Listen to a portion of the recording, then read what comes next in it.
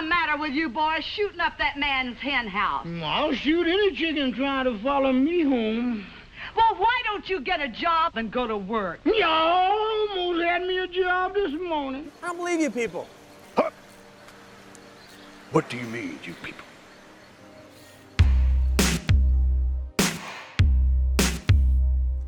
America was founded on the physical exploitation of ethnic others, from enslaved Africans to Chinese immigrants. But while their physical bodies were valuable, early American cinema was not in the habit of seeing them as fully human. The history of cultural appropriation and whitewashing in Western media, essentially treating other cultures like a grab bag of dollar store toys, has its roots in blackface, yellowface, or brownface. That is, white actors darkening their skin and affecting stereotypical accents and behaviors to denote some other ethnicity. Some of the most iconic examples of early American cinema feature horribly racist portrayals of black folks, Native Americans, or Asians by white actors who exist purely to highlight the supposed savage, animal-like characteristics of non-white peoples.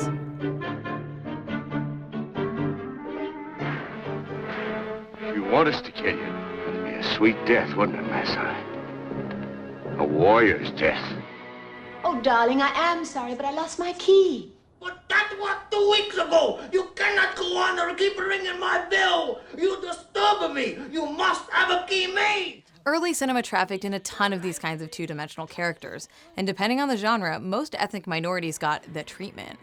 Westerns were rife with white actors playing either noble savages, demure Indian maidens, or vicious redskins, while the specter of the Yellow Peril brought us a number of thrillers predicated upon the perception of Asians, usually Chinese, as duplicitous, conniving, and malevolent. That's some makeup meant to suggest slitted eyes, and white actors were good to go. Well, won't you come in, Mr. Chan? Thank you so much. Most charming apartment. Thank you. Can only stay a moment. Have found missing pearl? By whose leave do you cross my lands? The chief's lands are those his men can hold with arms, Temujin. The Merca chief comes to dispute them? Were we alone, it would be easier, Tagotai. Your blood brother speaks in riddles. Okinawa very fortunate. Culture brought to us. Not have to leave home for it. One of the most insidious tools of white supremacy is its insistence on whiteness as the racial default or as an ethnic empty category. White people manage to exist in a kind of invisible zone, where they are assumed to not have a race or ethnicity. This allows whiteness to wear the cultural, religious, or social signifiers of other ethnic communities, as if they were merely accessories to be purchased at the mall.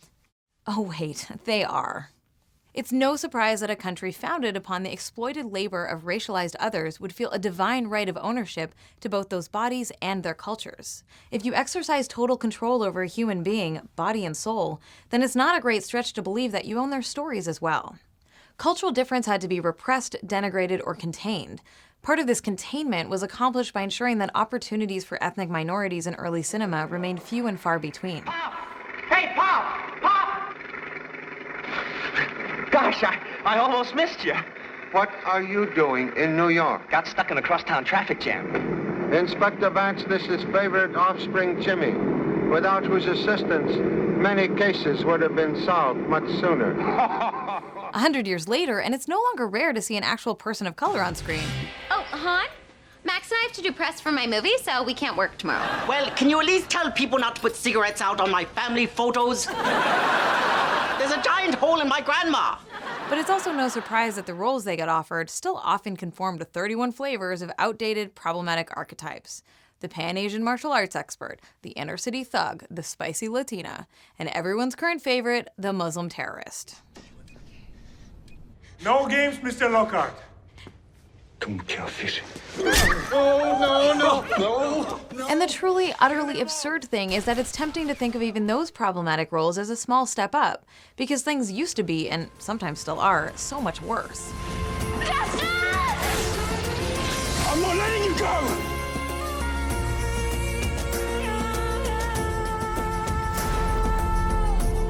So it's 2017, and we've moved away from many, not all, but many, of the most overt racist representations that clouded our media landscape, right? Everyone around me, they feel connected to something I'm not.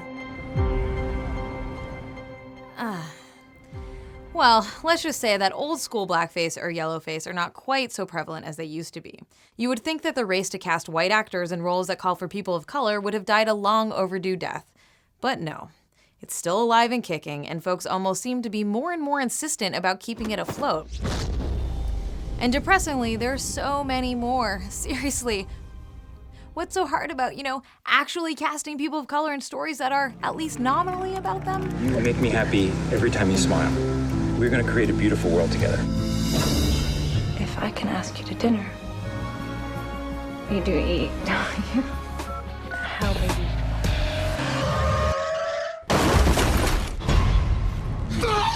I thought you said you hit a guy.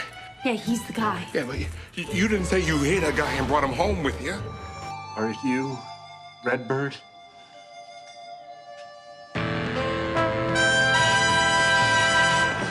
You sure you really know how to... What is the sound of one hand slapping?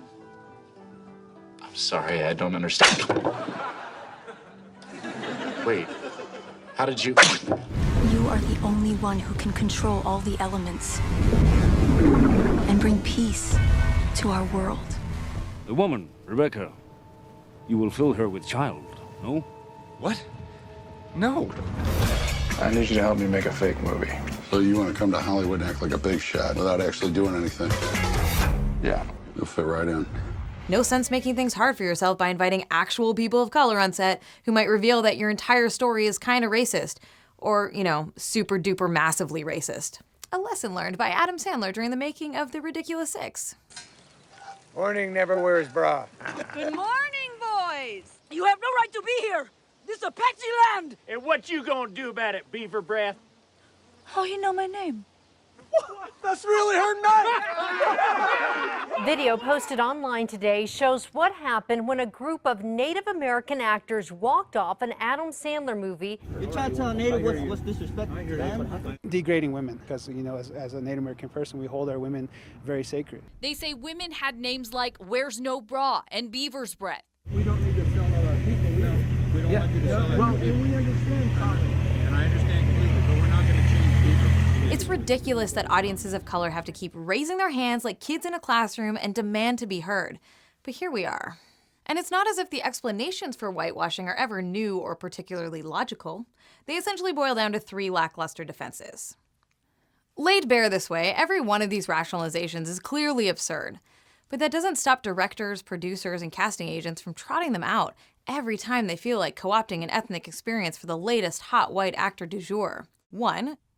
China won't let us, aka international audiences and funders are not as enlightened as us and won't let us cast all the wonderful actors of color we've just been dying to hire. The argument that audiences won't go see a film with lead actors of color is just factually untrue. Audiences are smart enough to know when they're being served up a counterfeit version of the real thing, and by and large, they reject it. The films that have been called out the most recently for whitewashing have also been critical and commercial disasters.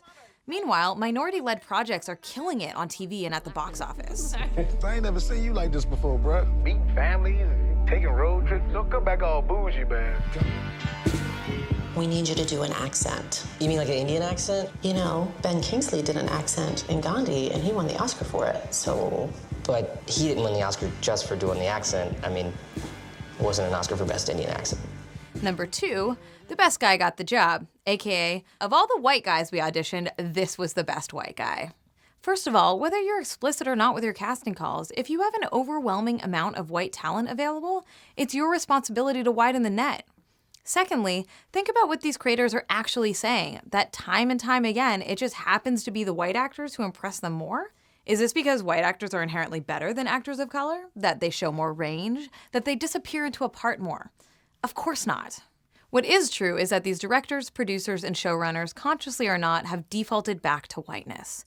If a role calls for a lawyer or a doctor, unless the casting sheet specifically calls for a black doctor or an Asian lawyer, then they don't even bring people of color into audition. The generic every man or every woman in our culture is still assumed to be white, and all positive characteristics they possess are wrapped up in that whiteness.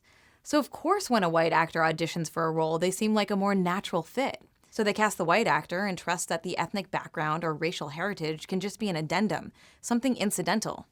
Because that's how they always saw it anyway. And 3, my black friend is okay with it. Your black friend? probably not okay with it. Frankly, representations of difference have been messed up for as long as we've been telling stories. It's just that the development of visual media makes those representations more visceral and potentially more damaging. There's whitewashing, sure, but there's also a bumper crop of white savior narratives out there too, and directors certainly don't seem to be taking a break from making those.